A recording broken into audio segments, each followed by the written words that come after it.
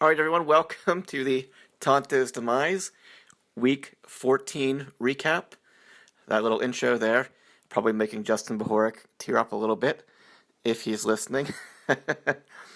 Not too much to talk about this week since we only had two matchups, so I will try to keep this short and sweet. The first matchup was the Battle of the Podcasters, Castro's Commies versus the Detonators. And I'm pretty sure most of us thought this one was going to go the other way. Everything was lined up here for the Detonators to take it down. And it was not enough, though. The, the Detonators' biggest gun of all, Mike Evans, failed to show up, really. I think we really hyped that. I think it wasn't, well, I don't think it was just us. But man, that Saints Buccaneers game should have been just a crazy fantasy game for everybody. But it turned out to be the exact opposite.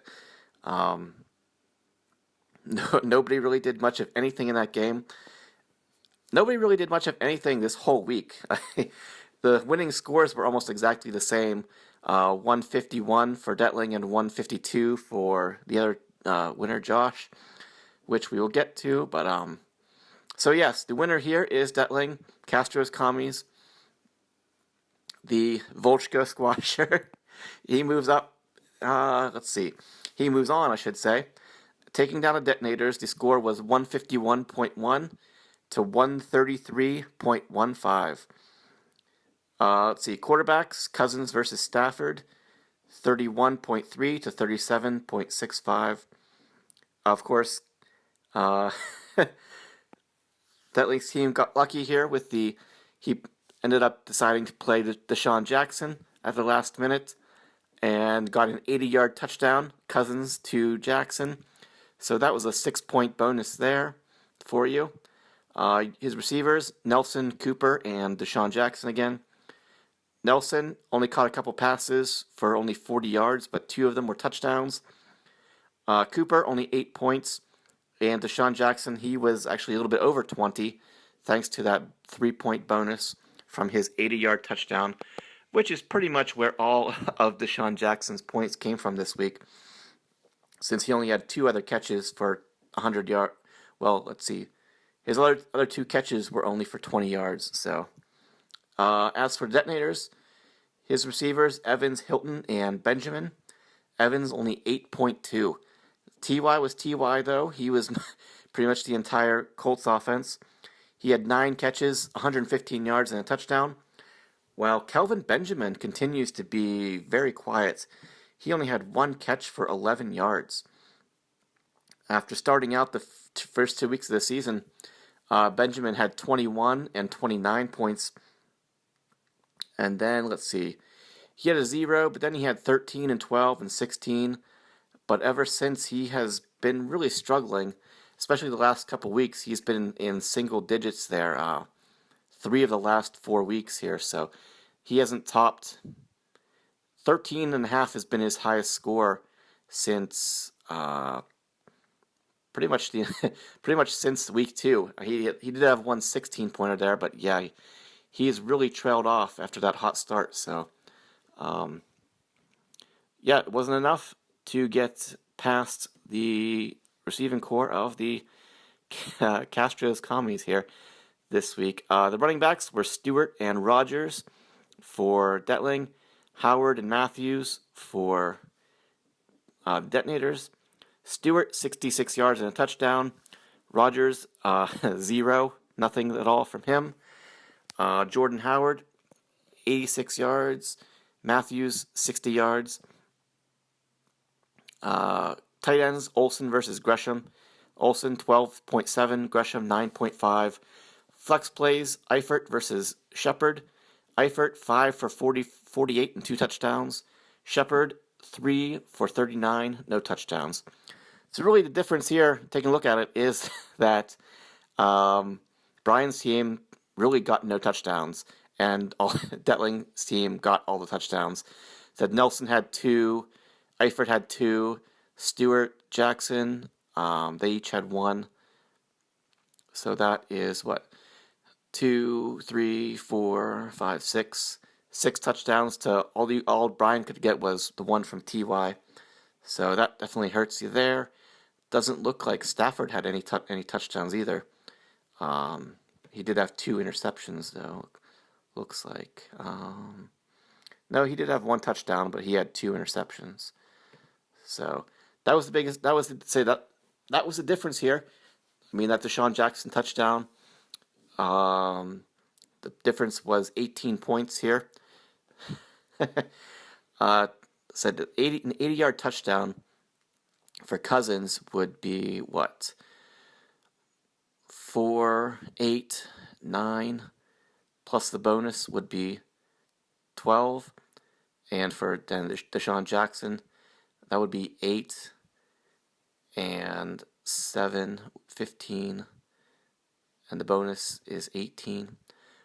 So that was a 30-point play, that Cousins to DeSean Jackson touchdown for Detling's team here.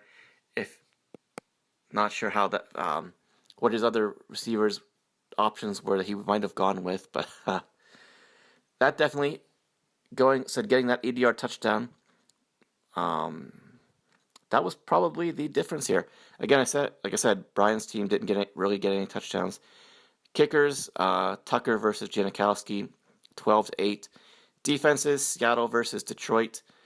Seattle, I think that the actual total was 4, and Detroit was about 20. So yeah, this matchup was decided going into Monday night, as Detling's team had about a 5-point lead, I think 4 or 5.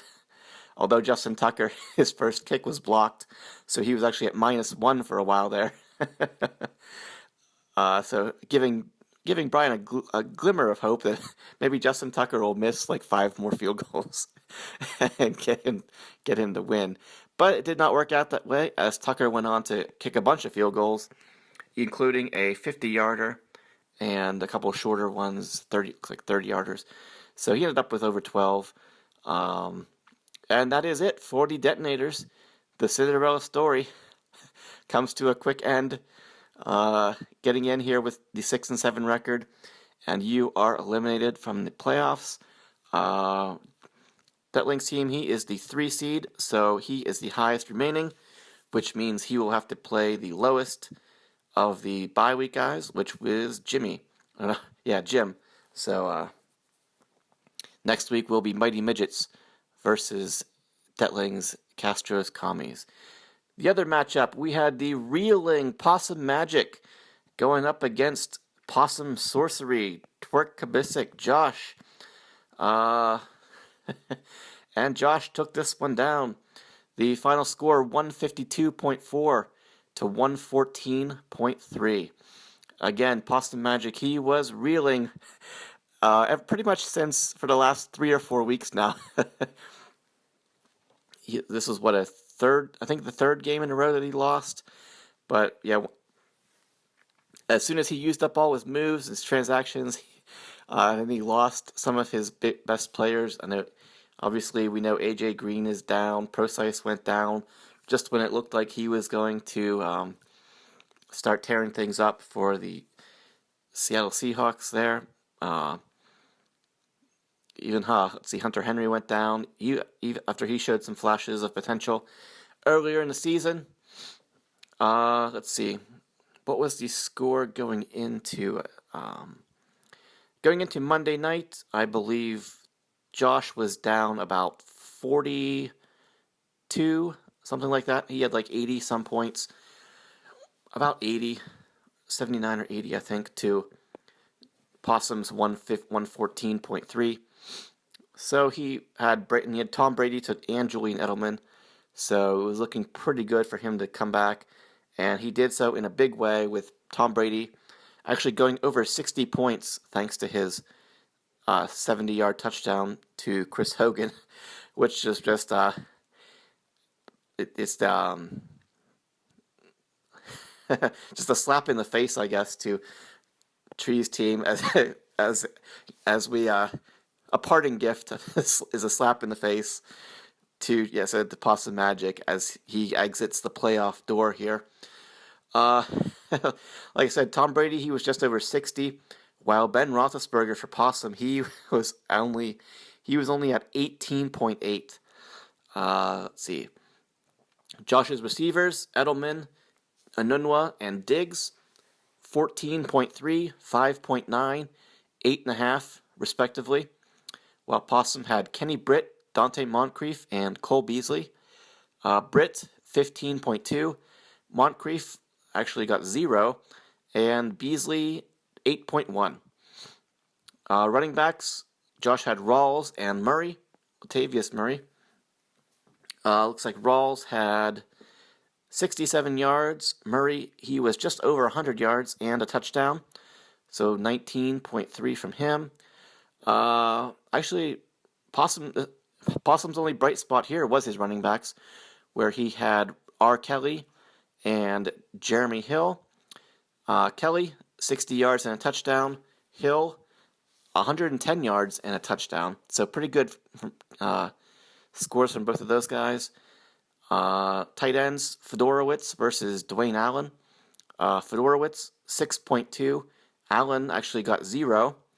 Flex plays, Possum had Sproles. Josh had Jay Ajayi. Sproles, even 12. Ajayi, 7.3. Kickers, Catanzaro versus Vinatieri, 2 and 4, respectively. And then defenses, Minnesota for Possum Magic. Yahoo says 13. I think it was in the low 20s, I believe, was the actual score. And as for Cincinnati, for Josh, Yahoo says 12. I think it was pretty much the same, low 20s, I think, for both of them. So fairly even there on defenses. But said really no big scores here from anyone. So both you tried a running back go over 100 yards and score a touchdown. None of your receivers did well. So really not too much to be excited about in this matchup, but obviously the difference here, about a 40-point difference in final score, and that was about what the difference was between your quarterbacks here. Roethlisberger, said only 18.8, so you add 40 onto that, that would be 58, and that was pretty much where Brady was. He actually was he was at 62. Thanks to that long touchdown, like I said, and yeah, that was really the difference there. Roethlisberger letting you down. Just not much you can do about that. As you know, I think Le'Veon Bell had the best game of a Pittsburgh Steelers running back pretty much of all time here this week, and preventing Roethlisberger from really doing much. Looks like he had 3 interceptions and no touchdowns, so that really hurt you there. But again, you would have needed a 60-pointer just from Roethlisberger to have a chance in this matchup, and you're only going to get those a couple times a year. Let's see. And so, Possum Magic, the Possum is out of his misery, saying goodbye in the first round of the playoffs, while Josh Twerk Kabisic, he moves on after sneaking into the playoffs in the last week of the season there, and he was the 5th seed, so he is lowest remaining, which means he gets number 1, and he will be playing Gags next week. So, in week 15, we've got, who do we have? Yahoo's still showing week 14. Said we will have Detling versus Mighty Midgets, and Gags to Riches versus Twerk Kabisic. The projections here are pretty even for Detling versus Jim, while the Gags versus Josh matchup, the projection is a 34-point favorite for Gags here. And I won't get into previewing any of these matchups here because I got scolded last week for talking about it at all here. So I will let the podcasters do their thing. Is there anything else that we need to mention? I think that's it. We had said the consolation bracket here on Yahoo, which doesn't really mean anything for the league. I don't know if people actually set their lineups or what, but it has Disco. It says Disco beat the Isotopes, which actually is not true. If you figure out the actual scores for our matchup, it was 128 to 124, actually in favor of the Isotopes. And I actually did not figure out Dub C Hooligans versus Everybody Ertz, what their actual matchup score was, because really it doesn't matter. If you want me to adjust those and make them accurate, I will, just for the sake of, for the sake of accuracy, even though it really is meaningless except for anything other than just a little ego rubbing, massaging your egos a little bit for not making the playoffs here. So, anything else that needs mentioned? Just that it was a really. So I mentioned the Buccaneers and Saints game. Really, not much happened there. I think. Let me take a look. I think Drew Brees actually was. Oh God, Drew Brees didn't even score. He didn't even break 30. So there were low scores all across the league, everywhere this week. And so the guys who got the bye actually ended up having some of the highest scores according to Yahoo in Week 14. So the two winners got by with both said 150 scores of like 151 or 152. And even the teams in the constellation, like everybody who played this week, did pretty poorly. Said Gags had 160, that was the highest. Everybody else was in the 130s and lower. Yeah, it was just a low scoring week, fantasy wise all around. So interesting how that played out. It hurt Brian. I think it was kind of expected for Possum Magic, as he's said he's been on the ropes the past couple weeks. So, all right, that's it. Looking forward to some good. These will be two good matchups here in Week 15. We'll let the podcasters do their thing, and I guess that's pretty much it. So, short and sweet. See you guys back here next week for the Week 15 recap, and we will get ready for Tonto Bowl 14. Tonto, yeah, 14. So, all right, guys. See you back here next week. Thanks.